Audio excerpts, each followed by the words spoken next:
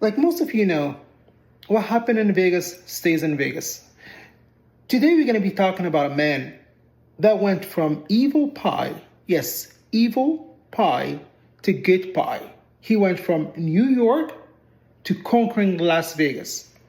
His name is Vincent Rotolo. Stay tuned. Yes, sir. How you doing, my brother? How's this look for your thing? How's this shot right here? Good for you? It's great, my man. It's beautiful. All right. It's Perfect. honestly like now I was actually like not sure if you're gonna show up or not. I was like, is he gonna be here or not? Did I send the No, I would never ghost you, bro. no. I was don't do actually like that. confused I about the link. I was not sure about the link that I sent you. no, I wanted to make sure initially I thought this could have been a phone, right?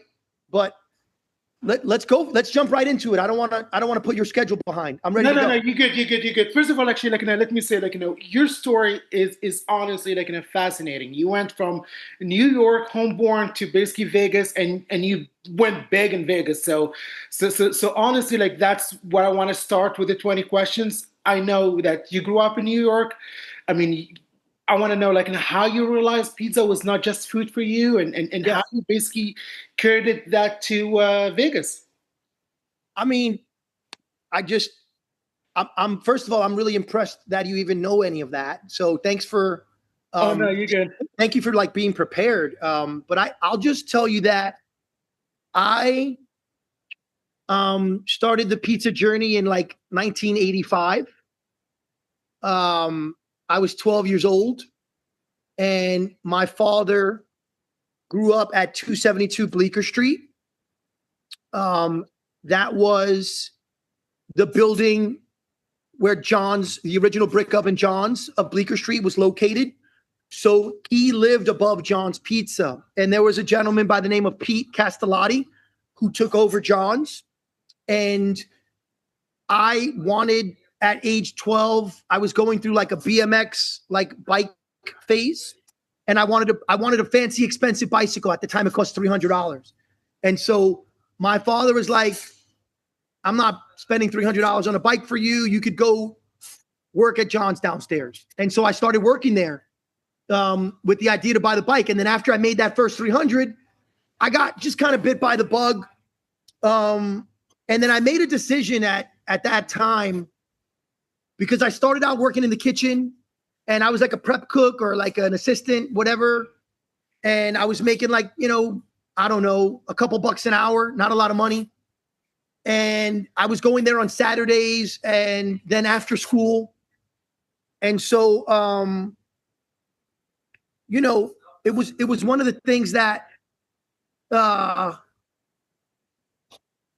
made the decision to leave the kitchen and become a busboy, because the busboys were making tips and they were making real money. And so at that moment, I had no idea I was choosing a career path in the front of the house and leaving the kitchen behind. But what I realized, like, decades went by and I, went from busser to server to bartender to manager and had a career as a front of house. I worked my way through high school, early years of college, but I was always like internally had the idea that I'm a pizza maker, but I'm not making pizza. And I felt that I started making pizza at home. I went through a grilled pizza phase. I met, there was a guy named the late, Vinny Scotto, who was doing grilled pizza at the time in New York. And there was a restaurant called Spartina that was doing grilled pizza. And then I discovered a book called Cucina Simpatica. There was a restaurant in Providence, Rhode Island called Al Forno. And they essentially had grilled pizza. And so for me, grilling pizza was a great way of using charcoal, to infuse flavor in a crust. And the first grilled pizza that I got and I ate, I was like, fell in love, because I could do it on a grill and I could get the charcoal flavor that I got from John's Pizza when I was a kid. And so once I discovered grilled pizza, I was just grilling pizza anywhere that I could. I had a traveling cast iron little grill and I would bring it to picnics and football games and tailgates. And everywhere I could grill a pizza, I was just making dough and traveling with grilling all over. This was like in the 90s. And it was weird because like, you know, we'd be tailgating at a Giant game and everybody be making like links and dogs and sausage and peppers. And I would pop a grill out and start making pizza and people would like huge, you know, attention getter, a big reaction because no one was like, how are you making pizza this good? And so I honed in my pizza game with a traveling grill for like a decade and never thought that I would actually own a restaurant or have that opportunity. But then in New York, I opened the meatball shop in 2009, and I was working with Daniel Holtzman and Michael Chernow and opening that restaurant as their like manager, making no money, but just falling in love. Like to put it in perspective, like, you know, they had, I think 39 seats and did over 4 million in sales their first year with like a $16 check average. So people were waiting online for 4 hours to get in there.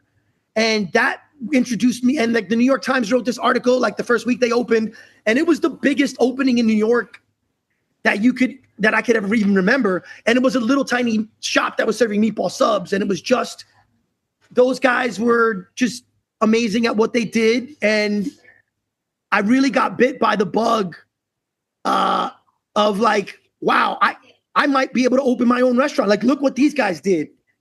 And I think I could do this. And so I started, you know, working on plans to open a pizzeria in New York. And then that took me out to Sag Harbor. In 2007, I opened a restaurant, actually summer of 2008.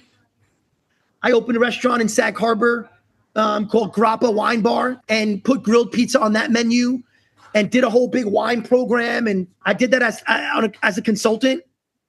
But, you know, there was a dream of getting some equity and connecting with the financial backers and partners of that business. And the goal was to show them what I could do over that summer and then go back to the city in the fall, building a database of Hamptons and East Long Island customers and going into New York and getting my own deal. And then two things happened, right? Bernie Madoff and the financial crisis. That happened in the fall of 2008. So I did everything I needed to do that summer to position myself to open a pizzeria wine bar in New York, in the city, and get, you know, a million in funding and get backing. And then all the guys that I had lined up put the hold on new investments because, you know, they took a hit with Madoff and with the market and the whole collapse. And so I was demoralized. I was, that was hard for me to recover from. And then I would visit Las Vegas. My dad was living in Vegas. My brother moved here from San Diego. And I kept visiting Las Vegas and I saw something happening here where I just pulled the trigger.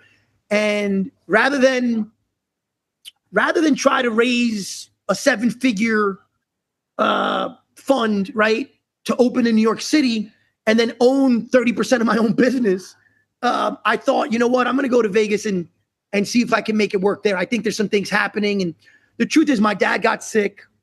And his situation was looking like it was going down fast. I remember I would come out every 4th of July. I was always here because it's my grandfather's birthday. And I would be around with my dad. And then I would either come Christmas or Thanksgiving. And so I remember I came here July 4th. And when I came back for Christmas, my dad aged like 10 years in 6 months. And I saw it. And I was like, all right, this is not happening. So I made some decisions to just move to Las Vegas, really to figure out what I wanted to do in hospitality and the idea of opening a place, but also like to be closer to him.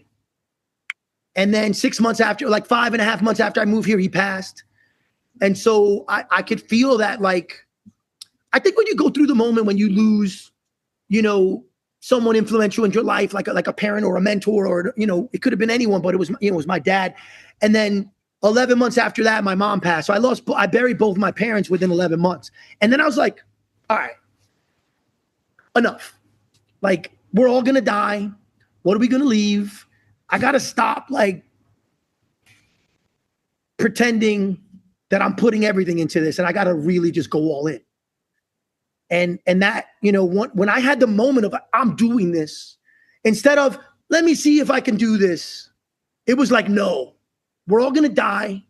I'm doing this. And that was I think the light bulb moment for me where like, I don't care what it takes to get, because the goal had changed into getting funding to getting funded and being a majority owner. Different goal, way harder, way more challenging. So I figured out a way to get the first location open and put in no money and still own 85% of the business.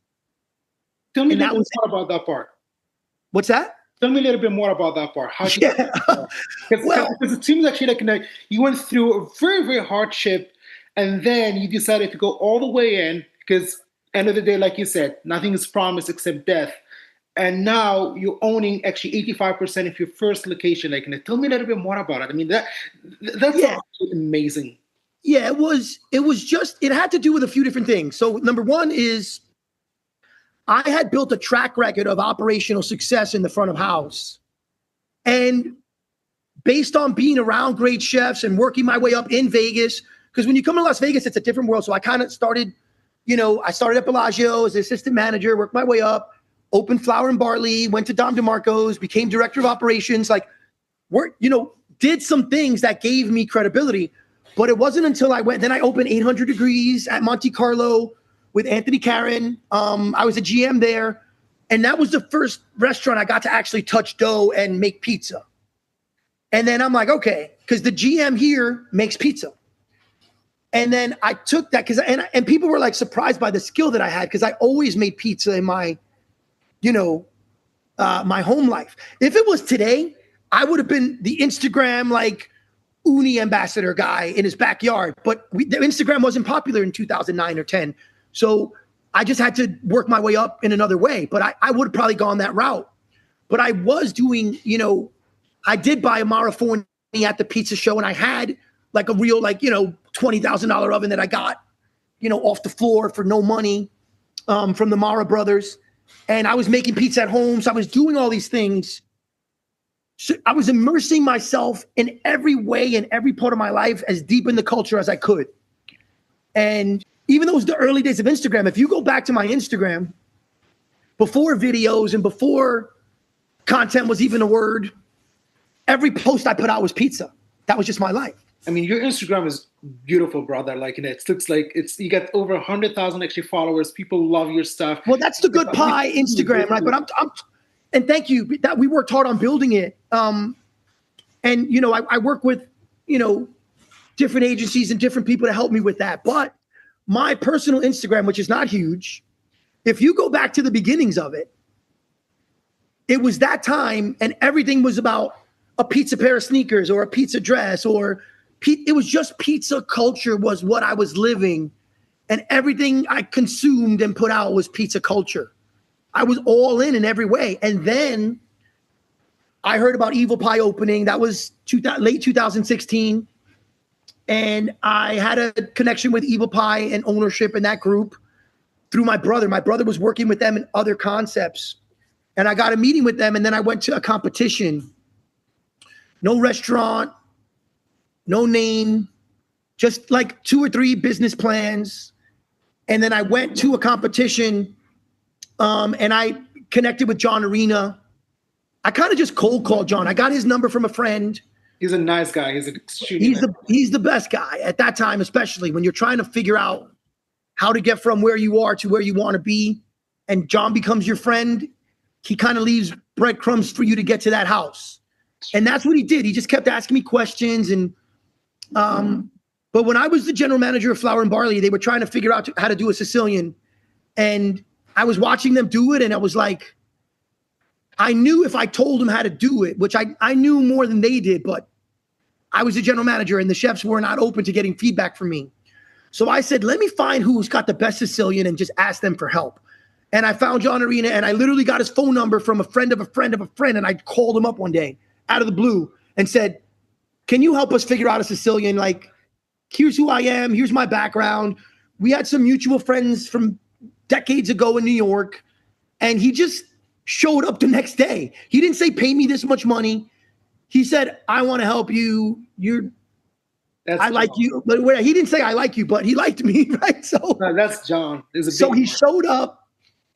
And then once I got that relationship, I kind of just kept going back to him with every decision I wanted to make. And I said, listen, I want my own spot. And he also pushed me to take that leap. I think there were 3 guys that I was really just friends with who were owner operators in the pizza world that I was calling upon at that time. And anybody who's trying to get into this, like, find some mentors, find some friends, and lean in, you know?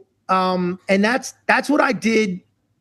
Paulie G was one. I met him in New York through a very, like, a whole series of circumstances. Michael Ayub was another from Fornino. I worked for him. He gave me my first GM job in 2006. And then I kept reaching out to him. And then John Arena became like my Vegas godfather.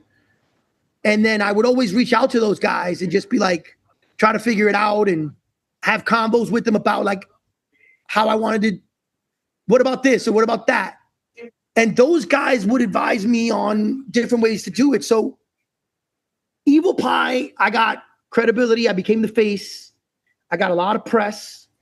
And the press was powerful because it put my name out there in a way it wasn't out there before. And then I competed, and I scored pretty well my first competition. I think I took 5th place in a field of like, 5 former national champs and 3 former world champs and a group of 20. And I held my own against real talent. And that's when I was like, wow. And I remember that competition. I was struggling. I was like an alternate. Michael LaMarca called me at 10 p.m. the night before and was like, we got a spot open. Someone canceled. Can you be here tomorrow ready to go at 8:30? And I was like, yes. And I made dough in my brother's garage that night with a drill. I didn't have a mixer. I made it with a drill and one of those long drill attachments that you mix like cement with. I made that batch of dough with a drill, that cordless drill in a bucket. And I did it in his garage because it was about 85 degrees at that time. And I know I needed to do a warm ferment for it to be ready in 12 hours. And I just literally, the first competition batch of dough I made was within it was a Lowe's bucket, a blue Lowe's bucket and a drill with a drill attachment because I had no mixer and I wanted to develop gluten really quickly. And I didn't have confidence that I could do that by hand. I didn't really know how to do it by hand. I was like, all right, let me do that. I showed up with my dough and there was a barbecue that night at my brother's house and they were making a bunch of steaks. And I would save the femur bones for my dog. Again, in my brother's garage, I got some power tools and I got a vise that I kind of viced his the femur bones in there, and I cut them in half and I dug out all the bone marrow. And then I was able to get my hands on some foie gras. And I made a bone marrow foie gras blend. And I rolled it up like a compound butter inside a plastic bag, and I froze it in the freezer. And I tasted it, and it tasted incredible. And I kind of got those flavors from my days of like working in fine dining at Bellagio. And I thought, I got a truffle shaver and I took that frozen compound butter with foie gras and bone marrow and I shaved it over the post oven pizza as little ice particles so it would melt in and add in a flavor profile that would blow them away. And it did. And it worked. Oh. And I don't know how I even came up with that idea. Honestly, I was just going to ask you actually that. I don't even know. I just had, come up with that. It was like, it reminded me of when I did Chopped, like work with those ingredients. You know, when you're on Chopped, they give you the ingredients and you got to make it taste good. And I was scrambling to figure out what I was going to do. So I picked some Russian kale from my brother's backyard. I got some caciocavallo from Mike's Gourmet. And I got some other and this was a Sunday night. The competition was Monday morning. So early that morning, I was like I lined some things up with some vendors. I picked up some cheeses, and I remember I had a 19-month-old Grand Cru Pecorino. Oh, wow. That was like $27 a pound that I got a chunk of it as a finishing cheese. So I finished that pizza. It was simple. It was a white pie with kale and caramelized onions. And then you finish it with the bone marrow, icicle shaving, and Grand Cru Pecorino, which I never even heard of Grand Cru Pecorino. So my days as a sommelier and my days in wine, I kind of understood what Grand Cru was, but I didn't know that could apply to a cheese. And it was from Tuscany. Incredible, this Tuscan Grand Cru Pecorino. So I went all out with like the most luxurious, the most fancy, the best ingredients I could come up with in a few hours. And I threw it together on a pizza. And then I made this pie and everything was perfect. And I was trying to get it in the oven and it stuck to the peel and I couldn't get it off the peel. And Leah Skirto was in the competition. She was a competitor and she saw me struggling and never knew, she didn't even know who I was. She came over and like helped me. Like I didn't even know how to, I wasn't that experienced and I didn't know how to get this sticky thing. So shout out to Leah Skirto for like welcoming me into the world of competitive pizza making by showing me what the culture of helping one another is about. And I'll never forget that.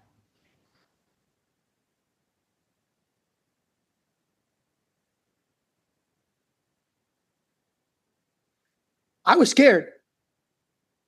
I think when you compete, like,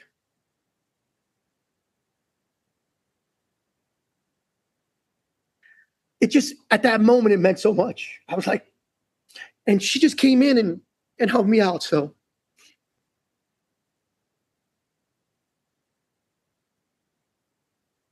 That's fascinating, man. It's very, very beautiful. I mean, like, the way you're doing everything is just kind of like you have like this magic of God's hand just literally leading you the way. It just, Well, it was crazy because that moment, right, led to Evil Pie. Evil Pie led to Chopped. Chopped led to Good Pie happening. And then, so you wanted to know how I was able to get 85% ownership and not put any money up. I borrowed $10,000 from my son, Justin Rotolo, God bless him. God bless him. And I raised $25,000 and I opened the first location for $35,000. I spent 24 and I had 11 grand in the bank and I was open. But the way I was able to do it was all the press and notoriety I got from Evil Pie, all the operational excellence I had from running other people's businesses, and then using that leverage to figure out a way to get cast on Chopped. So thank you to Giulio Adriani, Nino Coniglio, John Arena, who competed with me on Chopped. And we formed this like brotherhood. And John kind of brought me into that world to meet Nino and Giulio. And Evil Pie introduced me to that, winning the silver medal in 2017 as a representative of Evil Pie, creating the gluten-free pizza. That all helped to like lead me to get on Chopped. And then I'm on Chopped. I shot it already. So I took the money that I had. I signed a lease in a place that was already full equipped. And that's a position of power. When you go into people and you need investment from them, it's different than showing them a deck or a plan and saying, look what I want to do, give me money. I was in a lease already and I didn't have the money. I was in a space making pizza and I didn't have the money. So I don't have a deck. I got a phone call say, I'm making pizza over here. Come and see what I'm doing already. Do you want to be a part of it? Here's what's happening. Do you want to be a part of it? Write me a check. Or here's what I want to make happen. Here's a deck. Write me a check. Like the second part is so much more powerful because I'm making this happen one way or another. And yeah, it's a risk to sign a lease when you don't have enough money to open. But it's a little bit of money. And it was a tiny place. And it was in a shipping container. That was at Palm Plaza. And so that's really how that thing evolved from like that competition, Leah Skirto helping me finishing 5th place, that giving me credibility to get the gig at Evil Pie, take control over that, everything that happened there, using that to leverage to get onto Chopped, everything that happened there, using that to leverage. Because, by the way, I shot the intro for Chopped as Good Pie when Good Pie did not exist. That was just the influence of all the pizza guys that were around me, the pizza community helping me, but also like, you know, at that time, I wasn't a deep believer in faith or spirituality or God. And today I am. And I think it was those moments that led me to saying, hey, man, that wouldn't have happened without some divine intervention in my life. Like, you know, and every time I give John any credit, he always says, you know, you were going to do this either way. And I think there's some truth to that, but I wouldn't have done it in the way that I would have done it without his guidance, his friendship, his asking thought-provoking questions. And that's what a true mentor does, right, Jay? That's true. John has never given me a recipe in his life. But when I talk recipe with him and he asks me questions, he leads me to discover my own development of recipes. And I've always tried to do that with other people. And when it comes to recipe, one thing I find out about you is that you are very, very famous when it comes to grandma. Like, is that your signature? I mean, like, almost it is, but every single article that's talking about your grandma style pizza and how good it is. Yeah, it's more branding. It's more identity, because prior to that, I was famous for gluten-free. Yes. And I didn't want to be known as the gluten-free guy. So when I was opening Good Pie, I reinvented. The story behind that is real simple. King Umberto, John Cesarano, Ciro Cesarano, Giovanni Cesarano, or Giovanni or John, whatever you know him by, but I know him as John. He's known as Giovanni. He's an amazing person and family. And I was broke. I had no money. And I'm not a consultant, but I took a consulting job with them because I really needed the cash. And this was the week that I flew to New York to shoot Chopped. And I went an extra week early, and I was there with them in their restaurant. And every day I was going to Elmont from Brooklyn. And I spent a week in their pizzeria. And the idea was they were going to hire me to teach them everything I knew about gluten-free. Then he went on to be the gluten-free world champion. And, you know, he made a gluten-free Sicilian that defied the laws of physics and what it's known to be. And he took it to just a different stratospheric level. Happy to say I played a very small part of that, but he played an even bigger part of me falling in love again with the grandma pizza that I loved as a kid. And then spending that week there, and the connection was really simple. When I was growing up in Brooklyn, my grandmother lived in Elmont with my uncle Raymond, my Aunt Joanne. God bless her. She's still alive, going strong. My cousin Sharon. So every Sunday we would go for Sunday dinner from Brooklyn to Elmont. And that's a very specific drive. And that week when I was in New York, I was staying in Brooklyn and driving to Elmont to go to King Umberto.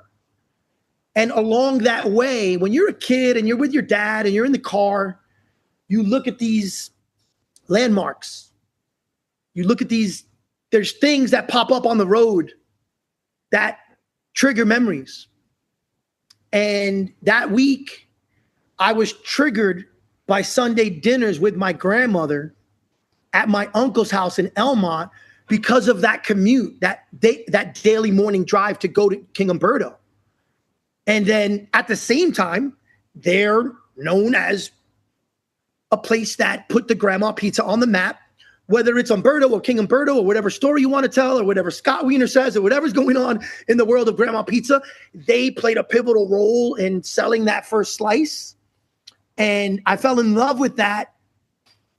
At the same time, getting triggered memories of my own grandmother who passed, when I was a kid. And so that moment for me was like, okay, I'm opening Good Pie. I'm in the planning stages. I want to bring my version of a grandma pizza to Las Vegas, and I want to do it with the blessing and the support of the Cesarano family at King Umberto.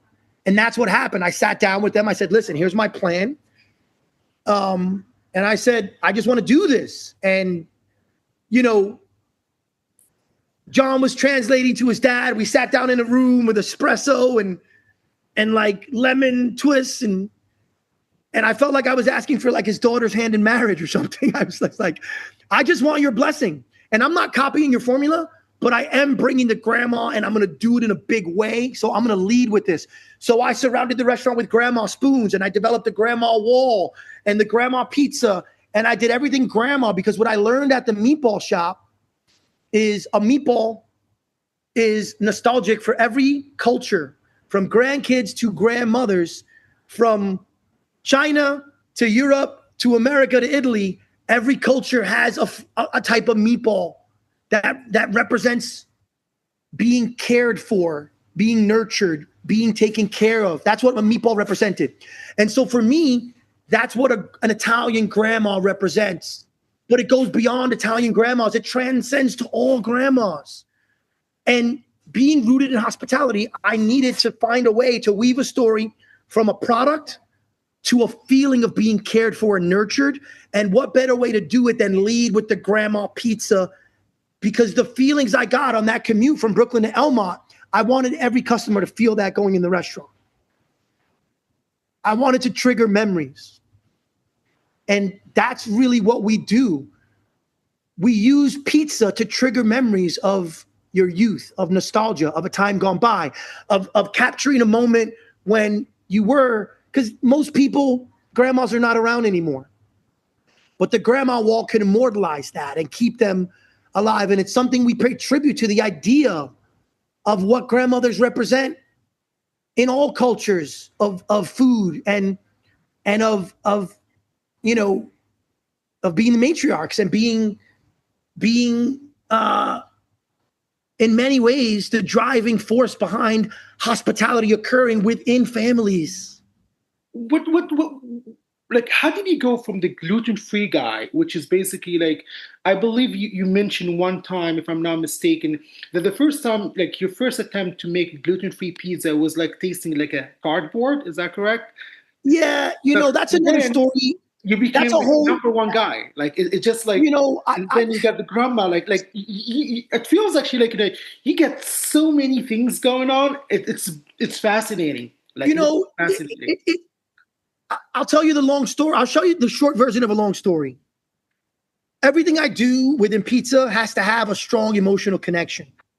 And the gluten-free pizza started when I was dating a girl in New York, and she moved away to Europe, and I was heartbroken. And the way that I could heal from that loss was to continue to work on making the gluten-free pizza in her absence as a way of getting over the loss of that relationship. And it took 10 years, but I kept making it. And the better I made the gluten-free, the more I could let go of that decision to end that relationship prematurely before it ever was fully realized. And so now I have this drive to continue working on it. And I did, because I met this girl in a pizzeria over pizza. And then during the early course of our relationship, like maybe 2 or 3 months in, she got diagnosed with celiac. And this was like 2006 or something. And pizza was taken out of her life. And so I thought, I'm going to solve this problem. And I couldn't do it. And the better the gluten-free pizza came out in her absence, right, the more I felt a sense of healing from the heartbreak of the loss. And my family heals through food. Many families heal through food. Like when there's an argument or disagreement in the family, if you just got together and gathered over the meal, you didn't have to say, I was sorry. You just had to eat. And it was, that message was said. You felt it. And so I needed to, say I was sorry. Most importantly, I needed to say I was sorry to myself for letting an amazing person just go and not making the effort to fight to keep it alive. And that was a big loss. And I didn't realize it till it was gone. Like most things, you don't realize their value till they're taken from you. That's so true. And so she was taken from me. I didn't realize the value. The gluten-free helped me heal. And then when it was time to compete, I met at that first competition where Leah helped me out. I met Chris Saplicki from Orlando Foods, who became a great friend. And he handed me a bag of Fiore glute at that event and told me a lot of things about products. Not from a salesman's perspective. He wasn't trying to sell me anything. And I didn't even have a restaurant. So he's not selling me nothing. I'm nobody. He was just trying to educate me on products that they had. And I fell in love with Orlando Foods. I fell in love with the Caputo products. And, they fell in love with me. And, that part of my career, we were, I was in their booth and I was helping to, share the world. Because I think they invented that gluten-free product for an Italian Neapolitan pizza. And the fact that I could do a Detroit with it and Americanize it totally changed the market for them. And I think also opened up a lot of doors for me. And it was a win-win. And that relationship was a win-win. And I love those guys so much for giving me the opportunity to invite me to the dance of elite pizza making. And listen, there's a part of me that never considered myself to be an elite pizza maker. But I also know my strengths.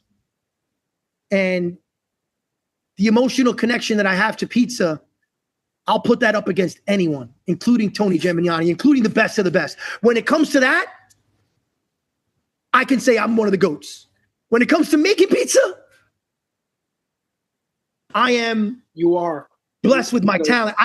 Because look, and I look at a Chris Decker and I look at a Mike Backnine and I look at those guys at Truly and I look at the really great people of the pizza world, and I can't compare to those guys, but I know that I bring something to the table in the culture, and I'm going to lean on my strengths and lead with that, where I have Giovanni Ortiz here making great pizza. I don't need to make great pizza. I can surround myself and inspire my team. I don't need to do it all. I'm growing. I have 80 employees, soon to be 120. I can grow not by my pizza making skill, but by my love of what I do and my love of building culture, my love of caring for people, and my trying to inspire the same way everyone who sees this and understands the road that I've traveled to get here and all the steps of my journey. The goal is to inspire someone with that. And I have to lean into the emotional intelligence that I've developed that I can apply to this industry without being overcome by it, being able to harness that in a way that's going to lead me to reaching my goals as a restaurant owner, as an operator, as a man, as a father, as a person in a community who just wants to help other people. I want to inspire others. I want to help others. I want other people to be touched by what we do, even if they're not in my presence. Vincent, like one thing I would say actually, your story inspires not just me, inspires so many people. I mean, when I was actually researching your story, it just came up to me more like from New York, Las Vegas, turning things around, grandma style, gluten-free. It's so fascinating. And before, because I have actually 2 minutes left. Yeah. Before actually I close this, I want to actually ask you about the Las Vegas Festival, the pizza, which is, I believe, in next month. It's incredible. It's November 15th. Me and John Arena were driving to California for the California Pizza Fest. And I drove, and on the way back, we stopped, at the Greek, at the Great Greek or the Mad Greek. And we were eating Greek food and we were just talking. And that was 2018 or 19. And he planted the seed and said, hey, we should do our own thing in Vegas. There was also some guys from out of the market that were trying to come into Vegas and do like a unofficial, unauthorized festival. And I thought, if pizza makers can help to produce their own festival, kind of like for us, by us, where we can control the narrative of high quality equipment. So we don't need a Dave Portnoy to come in and be our spokesman. Las Vegas pizza culture can speak for itself. The brotherhood that John Arena and Tony Gemignani and others have helped to facilitate and create is the face of it, the unity that we have. The idea that Leah Skirtle can come help me as a competitor in a competition, not fail, is the idea of what the pizza festival represents. There's new people every year. Other people helped me on my journey. And this festival is meant to celebrate that idea of brotherhood and sisterhood with the women in pizza